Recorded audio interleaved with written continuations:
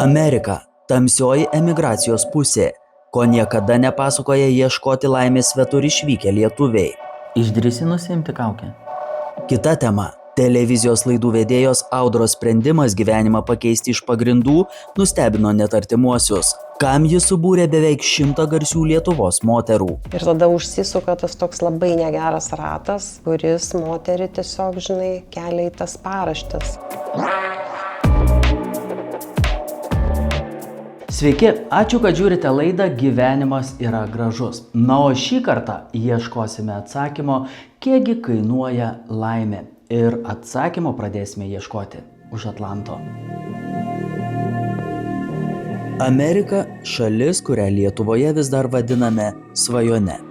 Šalis, į kurią išvykstama tikint, kad gyvenimas ten prasidės iš naujo. Kad pagaliau bus lengviau, turtingiau, laimingiau. Bet yra ir kita pusė. Išdrįsi nusiimti kaukę? Taip. Tamsioji emigracijos pusė, apie kurią dažniausiai nekalbama. Apie ją nesigiria sugrįžę, apie ją nutylima net artimiausiems.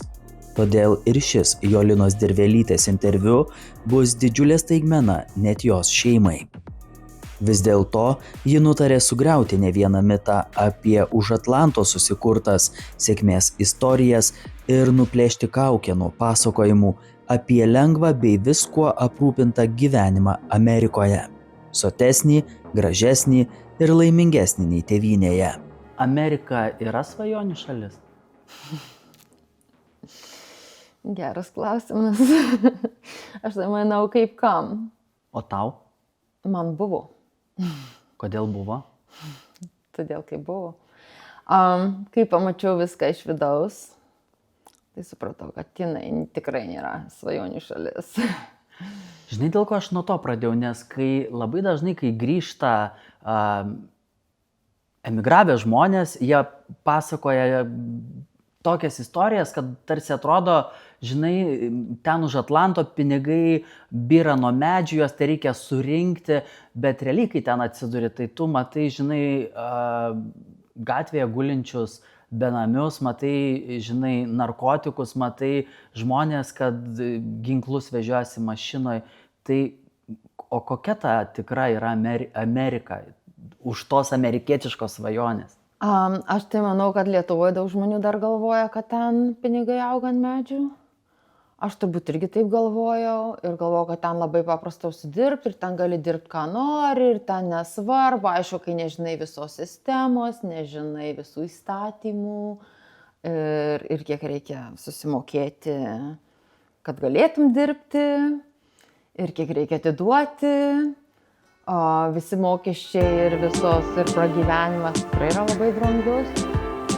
Man tai buvo svajonė, kuri vėliau išsisklaidė ore, atsidūsta Jolina, šiandien gyvenanti prie pat vandenyno nedidelėme miestelyje, kelios valandos kelio nuo Niujorko. Geriau į ją įsiklausius, supranti, kad žodžiai man buvo tai ne atsakymas, o skirtumas tarp tikėjimų ir patirties. Juk sakoma, kad svajonė nyksta ne iš karto, ji tirpsta pamažu, per nuovargį ir tylą, per vakarus, kai neturi su kuo net pasikalbėti.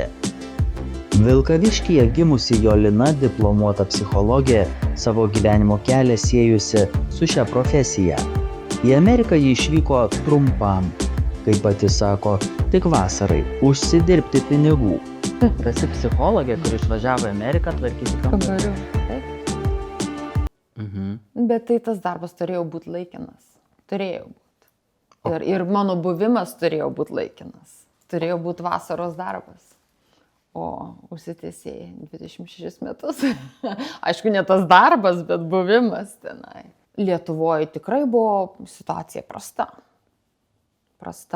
Ir mano draugės kurso, kurios baigė su manim, tikrai sunkiai čia įsitvirtino. Tavo gyvenime buvo dar ir toks etapas, ar ne, modelio karjera. Ir, ko gero, gimei su labai teisingais duomenimis. Kaip tas pasaulis tau pasirodė?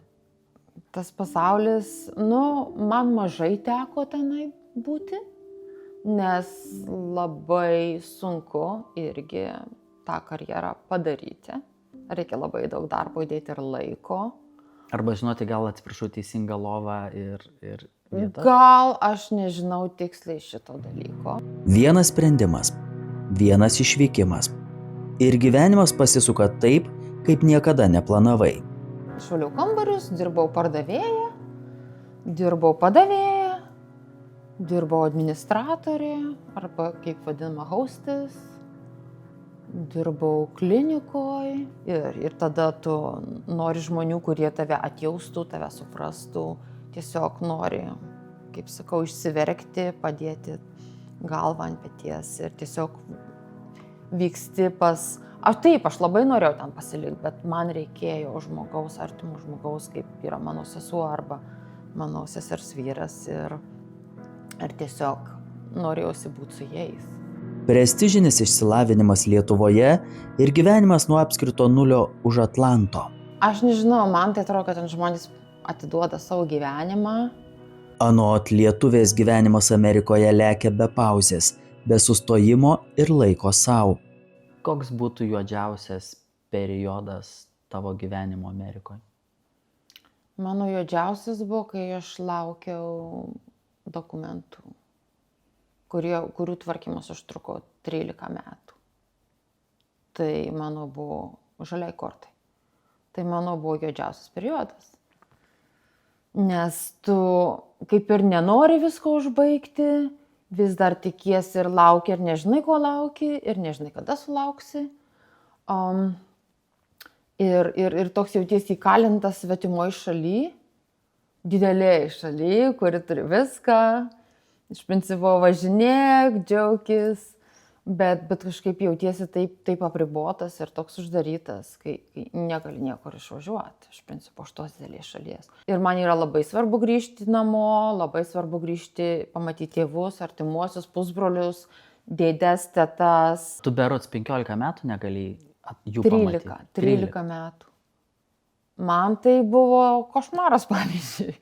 Ir ypač kaip pasakojo anksčiau, kad išvažiuoja draugai kalėdom, šventėm ir tu lieki vienas per tas šventes.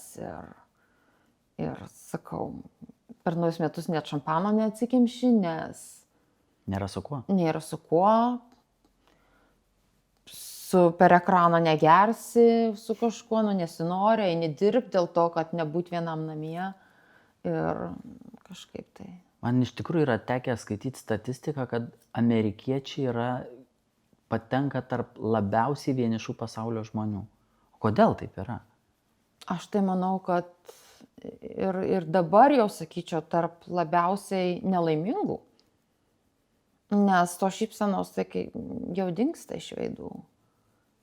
Dingsta ir sakau, Europoje žmonės atrodo daugiau šypsosi ir nuoširdžiai šypsosi. O ten to šypsenos jau tos dirbtinės netgi dingsta. Pasak moters, tai yra tikroji emigracijos kaina. Laikas, kurio niekada nebeatgausi. Kur laimė tada? Ta prasme, aplinka sukasi laimė. Aš tai nesuprantu. Tai daug žmonių nesijaučia ten gerai, nesijaučia kaip namie. Bet aš tikrai nesijaučiu ten kaip namie. Tu gali čia gyventi dešimtmečius ir vis tiek būti svetimas, neslepia Amerikoje jau 3 dešimtmetį skaičiuojanti emigrantė iš Lietuvos. Niujorkiečiai nenori jokios šeimos kurti. Jie nori tik tai susibėgti vienam vakarui arba 2. Jie net nenori pastovaus partnerio. Ta prasme, man sakau, aš kalbėjau su vienu vaikinu, tarp kitko teko važiuoti autobusu iš Atlantic City į New Yorką. Ir jisai Wall Street'e dirba, jisai man papasako tiesiai šviesiai, kaip viskas vyksta. O kaip vyksta? Sako, nori su kažkuo susibėgti maždaug, kad ir tam pačiam darbe. Bet sako, aš iš merginų irgi gaudavau pasiūlymų. Šiandien vakare tu laisvas, jo laisvas, žinai, gerai susibėgam. Sako, iš ryto ateini, susitinki tą žmogų, net nesisveikina, net nieko nesako, praeina kaip pro tuščią. Tai ta prasme, tuščia. O kitą vakarą vėl ieškai su kuo permiegoti? Taip, gali būti ir tas pats partneris, gali būti kitas. Emigrantai apie tokius išgyvenimus anot Jolinos dažnai nutyli, nes šios istorijos nepatogios. Jos skamba kitaip nei pasakojimas sugrįžus namo artimiesiems. O greit prabėgo tie 26 metų. Kiekvieną dieną. Kiekvieną dieną. Ir aš, pavyzdžiui, kai grįžtu čia į Lietuvą, nors žmonės atrodo, turi tikrai pakankamai, turi viską. Jie nėra vartotojai, bet tikrai visi turi ir gražius namus, ir mašinas, ir drabužius, ir valgo labai skaniai. Bet jie tikrai laimingi ir aš kai jų paklausiu, kaip jums sekasi, kaip jūs gyvenat, visi sako gerai ir švyti jų veidas. O tenai jie sako gerai, bet aš nematau to veido švytinčio. Ir tas toks lakstymas, bėgimas, amžinas bėgimas, visi bėgime ir visi niekur nespėja. Neturiu laiko. Nes reikia ten, tvarkaraščiai pilni ir man tai, nežinau, man tai reikia kontakto su žmogum, man reikia pabendrauti, man reikia nueiti su drauge kavos. O čia reikia užsirašyti į dienotvarkę, kad surastų laiko net ir savaitgaliais. Gyvenimas, kuris prabėgo, ir svajonė, kuri taip ir netapo realybė. Tačiau toks buvo mano pačios pasirinkimas, sako Jolina, neketinanti kaltinti nei likimo, nei gailėti sprendimo laimės ieškoti svetur. Ji nesukūrė šeimos, taip ir nesutiko savo gyvenimo pakeleivio, nes turėjo daug ir sunkiai dirbti, prisitaikyti prie svetimo šalies kultūros ir ieškoti veiklų, kurios padėtų nustumti šalin mintis apie vienatvę. Jolinos istorija nėra išskirtinė. Ji tik retai pasakojama, nes emigracija dažniausiai rodoma kaip sėkmė, kaip galimybė, kaip pasiekimas, bet visada yra ir kita pusė. Ir aš sėdėdavau ir galvodavau, koks košmaras dabar būtų, jeigu aš niekada negrįžčiau į Lietuvą. Ir man širdis tiesiog, aš negaliu apsakyti to jausmo. Nors mes išvažiavome ne iš tos Lietuvos, kai čia nieko nebuvo. Čia, žinai, gatvės nebūdavo apšviestos. Ant tiek buvo taupimas ir viskas. Bet man asmeniškai šalis, mano gimtinė ir mano mama, tai yra svarbiausi dalykai mano gyvenime. Man yra svarbu ir turbūt, kas mane ten laikė to Amerikoje, tai sakau, mano yra sesuo ir jos šeima. Jeigu ne mano sesuo, manęs ten tikrai nebūtų. Aš būčiau tą pačią dieną susirinkus visus daiktus ir išvažiavus. Tai nėra vis dėlto, žinai, ta svajonių žemė, kur tu sakytum, aš atradau rojų ir jis yra čia. Ne, aš dažnai važiuodama iš darbo galvoju, ką aš čia veikiu. Galbūt tai yra svarbiausias klausimas. Ne tik tiems, kurie jau išvyko, bet ir tiems, kurie dar tik ruošiasi svetur kelti sparnus. Nes kartais svajonė nėra tai, ką randi, o tai, ką palieki.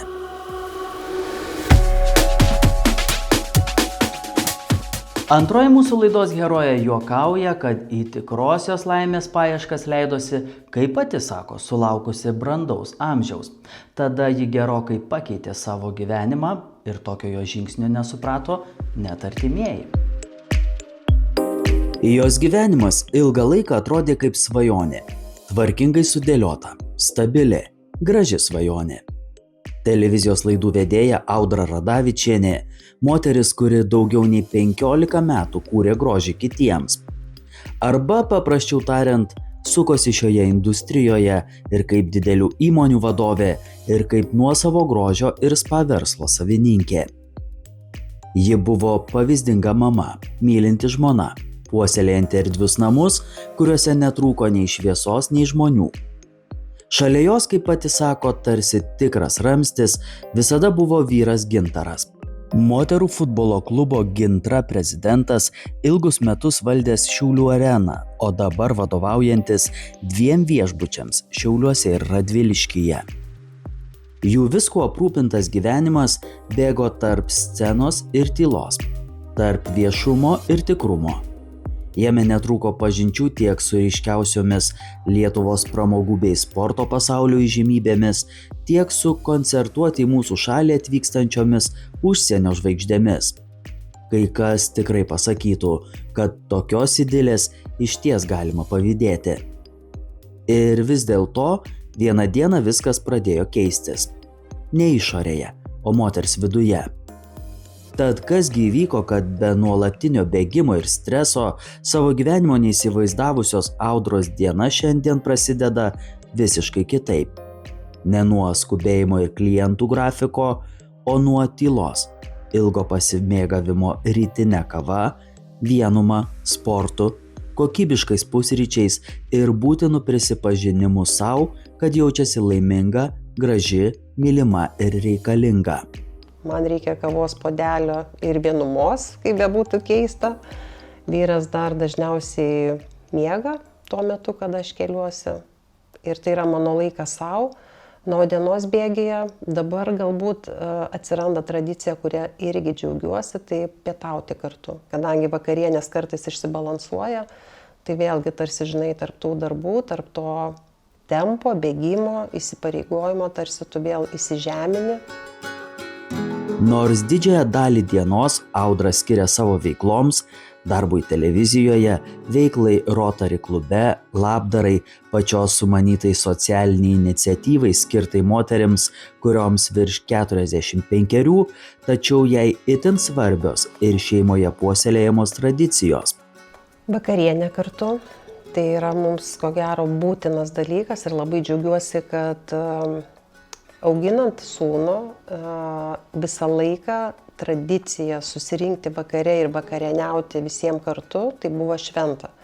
Dabar gal truputėlį pabirom, vaikas užaugo, kartais grįžta ir po 9, tai suprantama, kad mums jau kaip ir vėlokai vakarieniauti, bet tas poreikis, žinai, pabūti kartu visiems, padiskutuoti, kartais aštriai, kartais palaikančiai, kartais pajuokauti, kartais aptarti kažkokius dienos įvykius, kas vyko politikoje, muzikos pasaulyje, sporte, kas labai, žinai, tarp vyrų mano yra dažnas variantas.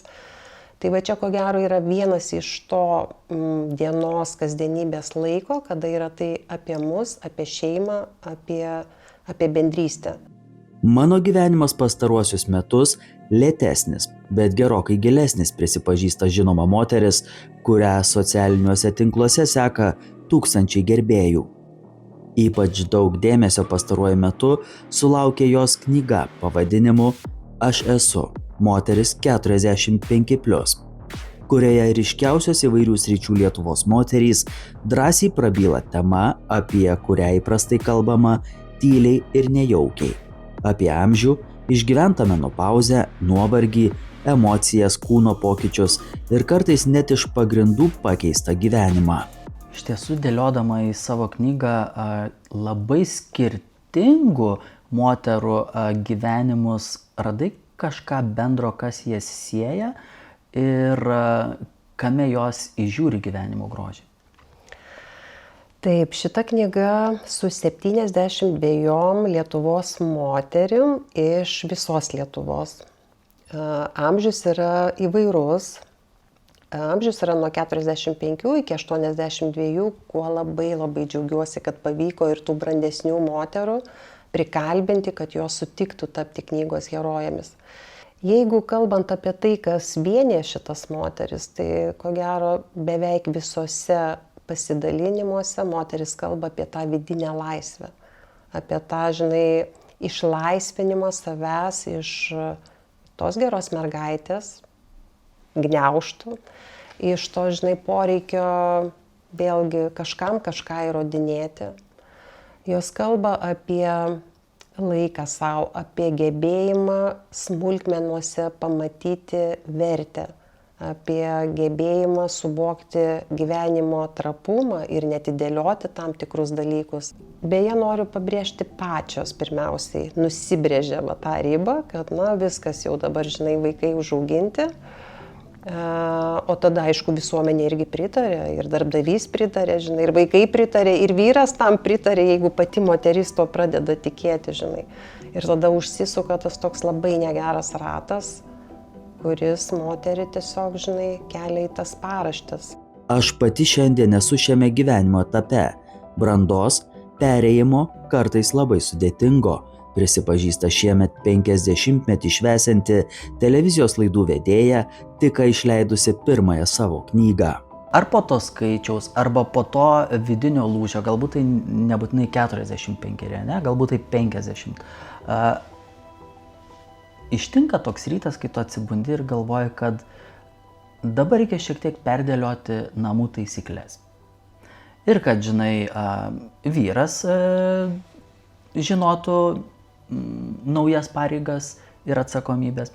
Ir kad galbūt aš pasakyčiau, ko nebebus arba kaip bus.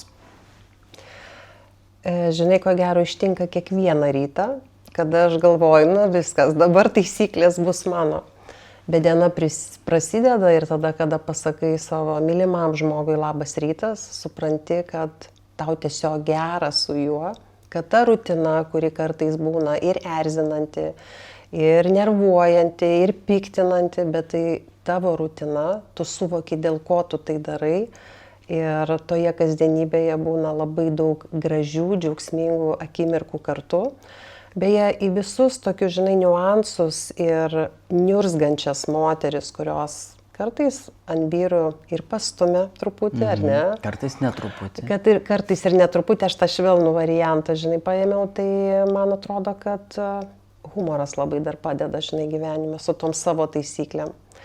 Bet vertinant, ko gero, labiausiai ne taisyklės, o santykį, jausmą, kaip tu jautiesi su tuo žmogumi, man tada nebekyla klausimų, dėl ko yra taisyklės tokios, kokios yra. Ir beje, aš net nesijaučiu, žinai, nuskriausta visame savo gyvenime. Bet tiesiog realizuojanti save ir jaučiu iš kito žmogaus, iš mano vyro, pastangas tokias pačias. Audra tvirtai įsitikinusi, kad amžius tai ne skaičius, o būsena, kurioje griūva seni vaidmenys ir keičiasi vertybės. Per 15 grožio industrijoje praleistų metų ji sutiko šimtus moterų. Nepriekaištingos išvaizdos, sėkmės lydimų visuomenės akyse, o viduje kamuojamų kompleksų ir nuolatinio klausimo, ar aš pakankama. Išorinis grožis yra labai svarbu, ypač moteriai. Jisai suteikia savivertę, suteikia daugiau pasitikėjimo. Man atrodo, per tam tikrus grožio ritualus, kuriuos kiekviena moteris pasirenka individualiai, ji tarsi rūpinasi savim, tarsi apkabina savo tą moteriškumą, savo išvaizdą, kurią jinai dalinasi su pasauliu. Na, o vidinis žmogaus arba moters grožis tai yra nedalomas mūsų sielos elementas, kaip aš sakyčiau, ir jį reikia puoselėti lyginai taip pat, kaip ir išorinį grožį. Ir va ta visuma išorinio grožio ir vidinio grožio ir padaro tą žmogų gražų visapusiškai. Tai aš taip matau tą grožį ir prasmė tikrai yra šitame galutinėme rezultate, puoselėjant abipusę žmogaus. Tikrai teko pervertinti labai savo poreikius, prioritetus, savo pačios gyvenimą, savo ateities tikslus. Buvau iš tų moterų, kuri aktyviai gyvenau, aktyviai dirbau, aktyviai kūriau savo, sakykime, profesinius pasiekimus grožio srityje, ar ne?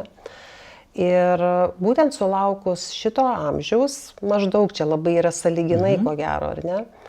Man atrodė, tarsi ar priejau tokių, žinai, vidinių klausimų, ar tikrai aš darau tai, ką aš noriu daryti, ar tikrai aš save išpildau.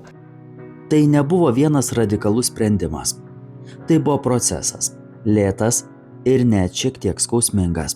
Jie atsitraukė nuo vadovės pareigų, nuo ilgus metus puoselėtų verslų, garsenybių pasaulio šurmulio ir nutarė gyventi taip, kaip nori pati, o netikisi jos aplinka ar juo labiau visuomenė.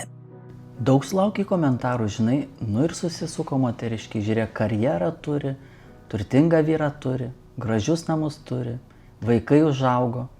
Ko čia dabar prisigalvoja? Žinai, akis gal aš nesulaukiau tokių pasakymų, bet ko gero už nugaros tai tikrai tokių buvo.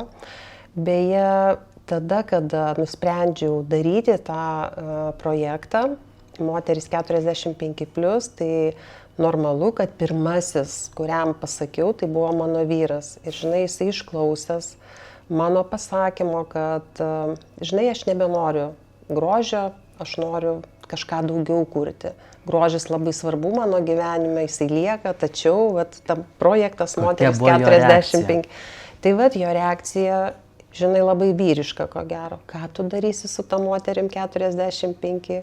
Kur tu bursi, ką tu čia kalbėsi? Gal aš tau geriau ką nors nupirksiu ir tu... Žinai, gal nebuvo, kad nupirksiu, bet tikrai buvo apie tai, kad visiškai jam neaiškumas. Eigoje buvo taip pat ir sunkių, ir smagių dienų, kada mes diskutuodavom, tai kodėl moterim reikia, kodėl jos būrėsi, kodėl jos eina ir kodėl vyrai to nedaro. Na, aš argumentuodavau, kad vyrai eina medžioti, eina į sportinės varžybas, jie turi kitas veiklas, kuriuose jie bendrauja savo temomis, ar ne. Tai momentas, kai moteris nustoja būti patogi, įsitikinusi Audra Radavičienė ir skuba paaiškinti savo žodžius. Aš noriu būti laiminga. Ir tada prasideda toksai, žinai, stebuklingas ratas, nes mes labai dažnai nežinome tai, kas mane gali padaryti laimingą.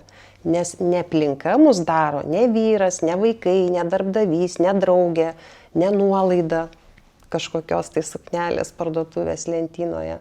Bet tai yra tie vidiniai resursai, vidiniai moters potencialas vidinis, kuris tą moterį ir gali padaryti laimingą, kai jinai pirmiausiai atsako į klausimą, tai kas jai į laimės savoką įeina. Kad ir kaip keitėsi moters gyvenimas, ji visuomet žinojo vieną. Svarbiausia jame yra meilė. Žmogus, kuris greta tavęs, kuris palaikys, paguos arba drauge patylės, kai to reikia. Audros ir 14 metų vyresnio bei kartą šeimą jau sukūrusio ir 2 vaikus auginusio Gintaro santykiai prasidėjo ne nuo nulio. Tai buvo susitikimas 2 žmonių su savo istorijomis. Aš buvau labai jauna. Tau reikėjo, nežinau, drąsos vis dėlto leistis į santykius su žmogumi, kuris jau turi bagažą, o tau viso to reikės išmokti? Drąsos aš jaučiau, tačiau labai jaučiau signalus iš tėvų, kurie kalbėjo apie atsakomybę, kurią tu prisijemi, ar ne? Leisdama savo, sutikdama gyventi su vyru, su kraičiu, kaip mes mėgstam sakyti.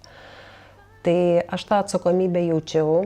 Ir labai džiaugiuosi, kad vyras taip pat tą atsakomybę jautė prieš vaikus, prieš tai, ką jisai palieka užnugaryje. Ir buvo ir nelengvų dienų, suprantama, nes kasdienybėje, vaikų augime, paauglystėje ir buityje, ko gero, viskas įgauna kitokius atspalvius, nes tie rožiniai akiniai tarsi lieka padėti ant stalo. Bet vėlgi, ko gero, tas tikėjimas ir dažnas priminimas savo, kodėl tu su tuo žmogum. Tai kuom jisai tau yra brangus, kuom jisai tau vertas. Man visą laiką, žinai, būdavo daugiau pliusų tarsi būti su šituo žmogumi, suvokiant, kad tai yra mano gyvenimo pakeleivis. Tai dabar vertinant jau 30 metų mūsų gyvenimo stažą kartu, aš jam sakau didelį ačiū už visas pamokas, kurias jisai man davė, už visas patirtis. Na be abejo, ar kažką keičiau, ko gero, būtų klausimas dar irgi. Manau, kad tikrai nekeičiau, nes aš būtent visų tų patirčių dėka ir esu dabar čia, kokia esu. Įdomu, kad mes labai skirtingi esame dabar, bet būdama jau brandi moteris, aš tą suvokiu, kad tiesiog, kaip ugnis, kaip audra ir kaip vanduo, taip gal galima pasakyti, ar ne? Bet ko gero, tas skirtingumas vėl suteikia labai gyvenimo kelionėje balanso tame, kad tu iš to žmogaus, kuris yra visiškai tarsi kitoksai, bet su tom pačiom vertybėm, bet tas labai svarbu. Tave moko tų dalykų, kurių tu būtum net netradęs savyje, jeigu tai būtų labai panašus į tave žmogus. Pagaliau mūsų santykiuose man labai svarbu, kad man niekada nenuobodu su tuo žmogum. kad mes visą laiką randame iš ko pasijuokti, pasimokyti, pasidiskutuoti, kartais netgi labai aštriai. Tai santykiai, kuriuose reikėjo išmokti augti kartu ir keistis kartu. Juolab, kad po kurio laiko pora susilaukė sūnaus. Šalia stiprios ir savarankiškos Audros nemažiau įdomi asmenybė. Jos vyras Gintaras Radavičius vysto viešbučių verslą. Vyresnis, sukaupęs ilgametę patirtį versle ir futbole, jis daugelį metų vadovavo Šiaulių Arenai, vietai, kurioje skamba ryškiausių Lietuvos ir pasaulio muzikos žvaigždžių balsai. Šis gyvenimo etapas neišvengiamai formavo ir jų bendrą kasdienybę. Radavičių namai tapo savotišku tiltu tarp privataus gyvenimo ir scenos pasaulio. Erdve, kurioje netrūko kūrybinės energijos, pokalbių iki ryto ir netikėtų susitikimų. Durys čia dažnai buvo atviros muzikos pasaulio asmenybėms, o gyvenimas kupinas istorijų, kurių neišgirsi nei koncertų salėse, nei užkulisiuose.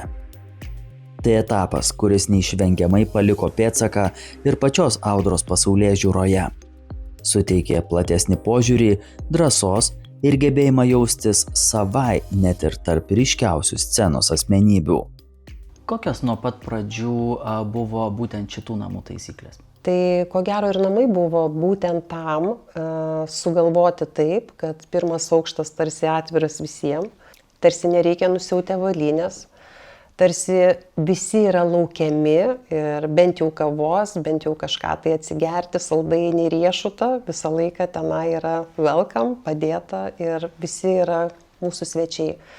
Tačiau šita erdvė, kurioje mes dabar esame, žinai, 2 aukštas, 3 aukštas, tai aš daugiau pavadinu tai kaip privati erdvė, tai yra mano erdvė.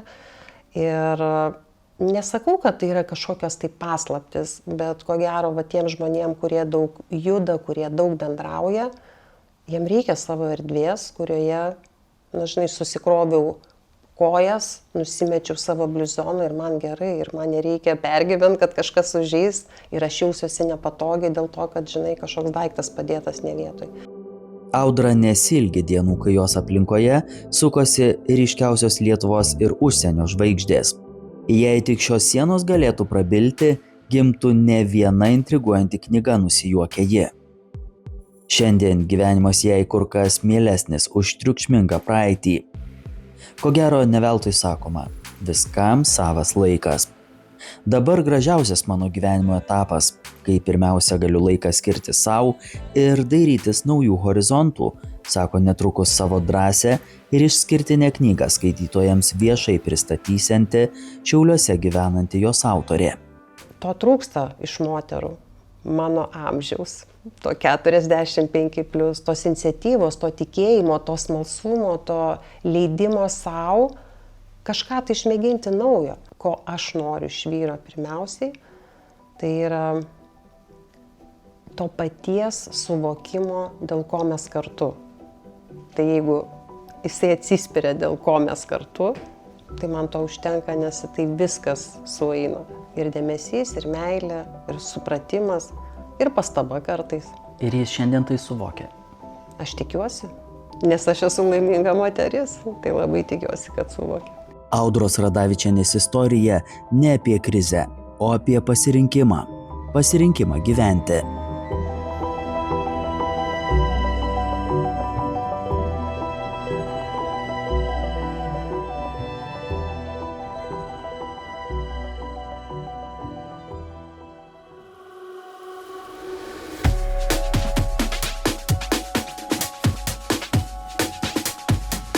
Tai buvo viskas šį kartą. Dėkoju už dėmesį ir dėkoju už tai, kad esate mūsų draugai YouTube, Facebook ir Instagram paskyrose.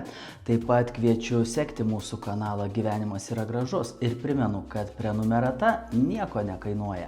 Iki pasimatymo.